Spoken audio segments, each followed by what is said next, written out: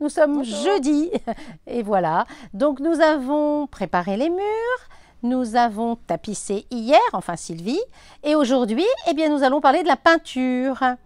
Alors la peinture, nous avons évidemment une machine à teinter pour vous aider à réaliser toutes les peintures et tous les coloris que vous souhaitez. Vous pourrez voir, nous avons une multitude de nuanciers prêts à ça et évidemment énormément de peintures en fonction du type de mur ou de support que vous avez. Alors là, sur celui que nous avions fait hier, nous sommes sur un mur de placo traditionnel. Pour éviter, alors deux possibilités, nous pouvons mettre éventuellement une sous-couche, hein, c'est toujours mieux de remettre une sous-couche sur votre mur avant de peindre en peinture.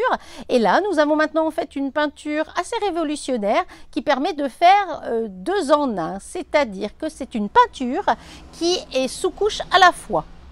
Donc elle a des finitions différentes, ça peut être du mat, du satiné pour les pièces d'eau, et évidemment du velours qui vous donnera vraiment au niveau de votre mur, surtout si vous ne savez pas bien enduire, elle va cacher les petites imperfections, et avec ça vous aurez vraiment une finition qui sera superbe.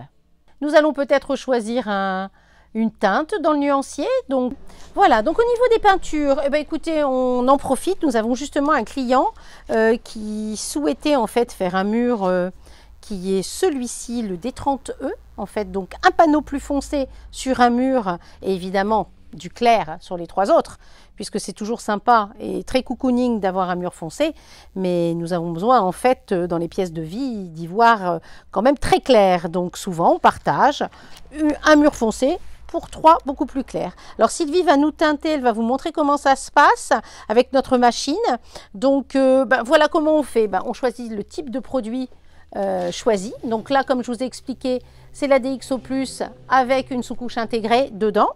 Donc en machine, Sylvie va positionner en fait la référence, elle va positionner le type de peinture, elle va noter le conditionnement dont nous avons besoin. Et là, en fait, la machine va nous indiquer en fait quel type de produit prendre, si c'est une base blanche ou si c'est une base déjà pré-teintée. Donc là, dans le cas de cette peinture, elle nous demande donc une base D. Donc Sylvie a pris le bon pot et va le mettre, en fait, va l'ouvrir évidemment. Voilà, Sylvie va le mettre dans la machine pour faire couler le colorant. Et voilà, la peinture est terminée. Sylvie a bien travaillé. Donc maintenant, évidemment, il vous faut en fait les outils pour bien travailler. On ne fait pas non plus n'importe quoi avec les produits. Donc, qu'est-ce qu'il vous faudrait peut-être? Un ruban de masquage pour pouvoir bien protéger vos angles et éviter de baver. Sympa. Ça, en fait, c'est éventuellement un joint acrylique si vous avez de petites fissures, des petites choses à reboucher. Et évidemment, le rouleau qui va bien. Important, donc un rouleau avec un poil mi-long, une bâche pour protéger et éviter de pouvoir baver un petit peu partout sur votre sol,